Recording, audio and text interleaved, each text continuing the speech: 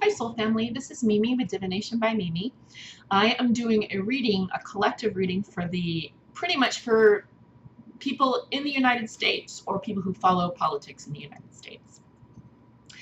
This reading is for an aspect that's occurring on the 4th of July, which is our nation's Independence Day. July 4th is the day that supposedly we signed our Declaration of Independence and the ideals of our Magna Carta Constitution came to life, began. The aspect that's occurring is Chiron going retrograde. Chiron will be going retrograde for the next 4 months. Retrograde simply means that from our perspective, and everything really as it relates to astrology has to do with our perspective on Earth. From our perspective, this asteroid, it's not really a planet or a star, will appear to be going backwards. It's not. It's all basic. It's relative to our orbit and its orbit and everything like that. But from our perspective, it will appear to be going backwards. When an archetype is going backwards, it's revisiting or reconsidering or investigating, researching retrograde, something to do with its archetype. In the case of Chiron, it's the wounded healer.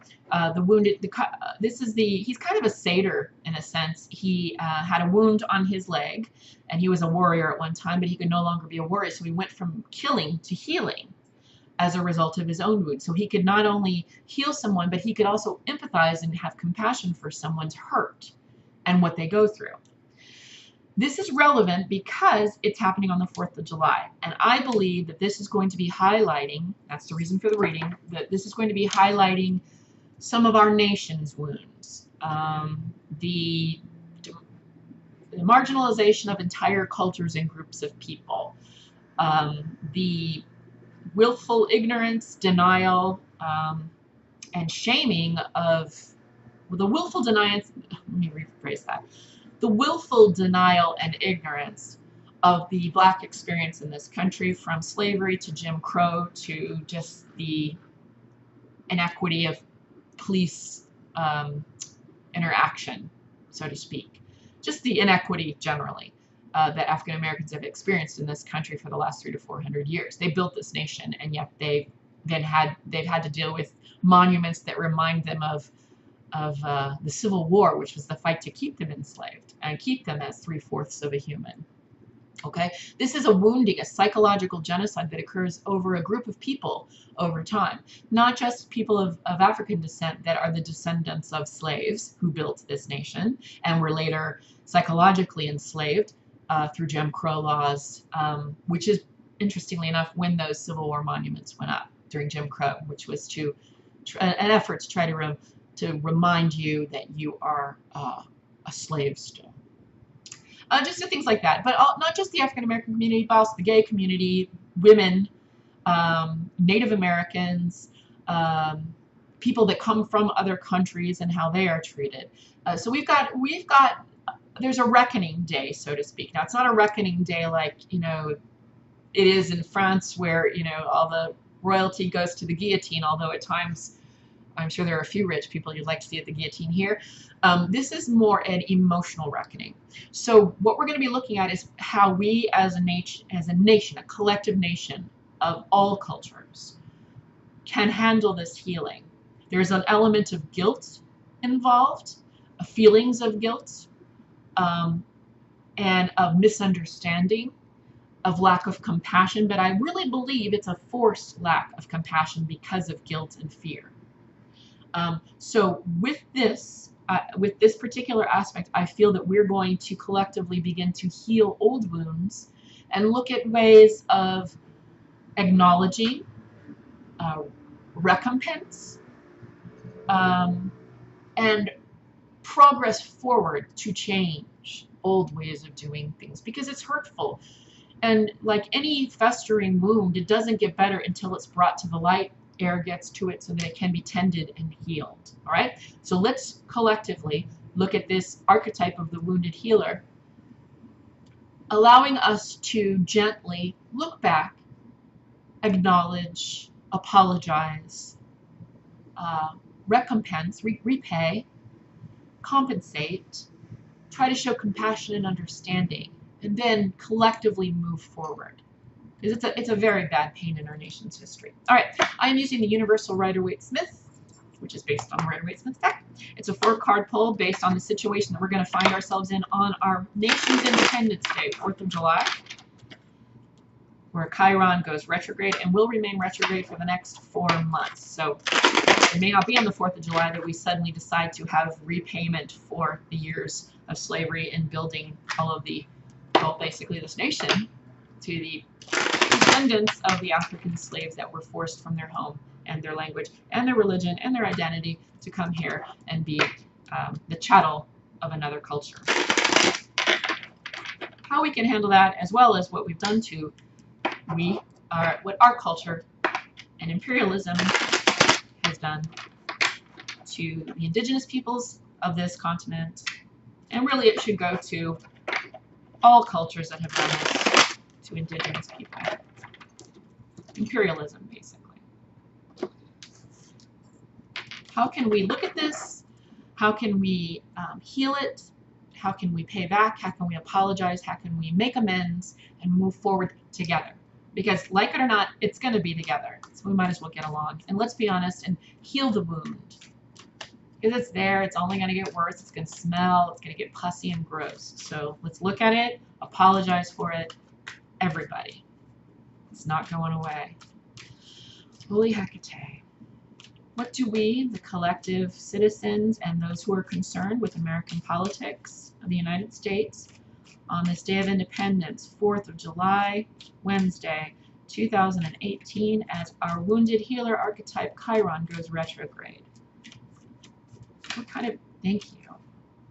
First card up, the situation is the King of Cups. This is the Scorpio card, and it couldn't be better. The Kings are fixed energy, water is cups, and Scorpio is the fixed water sign of the zodiac. Scorpio rules the 8th house. The 8th house is the ship that's uncovered. That is the wound that's been covered but not tended. So it's perfect. We're sitting in a situation where we need to be looking at this. We're dealing with a wound in the 8th house. The beauty of Scorpio, the beauty of the 8th house, but particularly of Scorpio people, and if you know a Scorpio, you'll know that they're not afraid to look at things that aren't comfortable. They're intelligent. Those waters run very, very deep.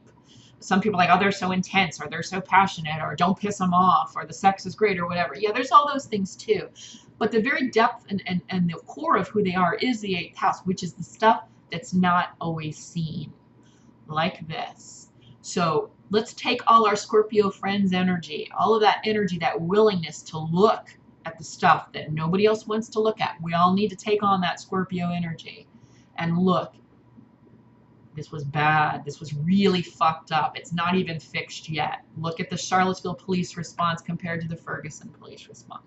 That kind of stuff. And I'm not just talking about one group of people. I'm talking about any marginalized culture that's been fucked over, right? And been set to the side and made to feel less. And not just on an emotional level, on a financial level. Logistics, living, being denied a place to live, being denied a job, being denied anything. It goes against what supposedly our Constitution stands for on this Day of Independence. So let's take on the Scorpio energy and look at the dark stuff, right? Positive aspect. Yay! Major Arcana, the Empress. This is fertility. This is growth. This is Venus. See the little Venus glyph there? She is the mother. And we got it in the upright. She holds all 12 zodiacs on her crown. If you look around her, there's wheat. There's fertility. There is abundance. She's pregnant. The positive aspect is there are the possibilities for healing, for abundance, for growth as a nation, to get beyond this bullshit that's happening at the border, just shit that can only be written in Mein Kampf.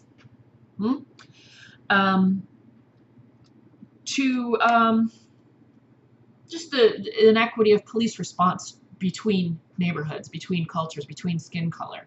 Okay, this is a healing of that. The potential here is great. That's the positive aspect of looking at this, of uncovering the wound and tending to it, to look at it, to heal it, and to make payment for it. Not just financial payment, payment and all that it requires. Acknowledgement, apology, validity, validation, and then a a promise to move forward in the positive direction from it. The negative aspect of this is the Wheel of Fortune, another major arcana. So, and we actually are, I think it's through 2020. There's a Pluto return happening for our nation. Pluto rules the 8th house along with Scorpio. That's Scorpio's house. Pluto's transformation. And this is the Karma card. And I mean, you can have it upright or in the reverse. It really doesn't matter. In the negative aspect, to me, this means karma coming back around. So the negative aspect of this is a backslap. A one that's been coming. So this could manifest itself in a temporary position of some feelings of discomfort with other people. This could mean that a group of people are made to feel like shit for a little bit, right? Maybe they start to feel really bad, and that guilt starts to turn into anger. Why should I feel guilty? Because it never really happened. You know, the Holocaust deniers and things like that. So, same idea. No matter what we do or how we act, this is going to happen. It is happening. We can't stop the stars from moving in the manner in which they do. So, karma is going to happen one way or the other. Good or bad, it's always just. Good or bad, it's always just. So however that manifests itself, it's in the negative aspect, meaning somebody's going to get a slap. But it's a slap that needed to come. And ultimately, it's for the growth of the one being slapped and the one slapping. I hope this is making sense. Divine. Divine's message to us is the Page of Pentacles. Pentacles are resources. It's a message of resources. I think what we're looking at here, and this has come to me through meditation, is consciously, and this is Pentacles, which I immediately and I think most of us immediately associate with finances, right? And I'm going to go with that here because it's come to me a lot in dreams and in meditation lately, and just in walking around and daydreaming, which is, I think, another form of meditation, when the subconscious shows you symbols.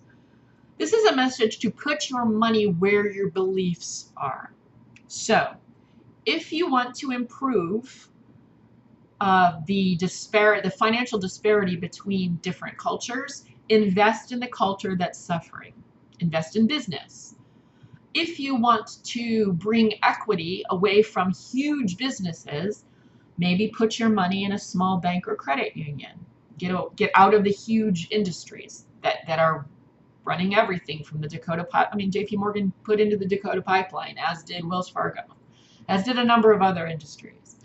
And the Dakota Access Pipeline is another wound that this country needs to look at. Again, the continued abuse of the natives of this land. And ultimately all of us, right?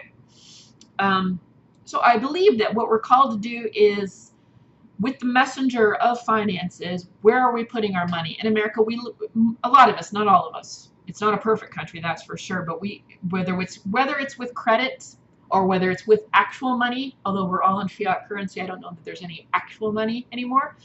But however you spend your monies, your time, your energy, your fucks, however you spend them, focus them where you want them to go.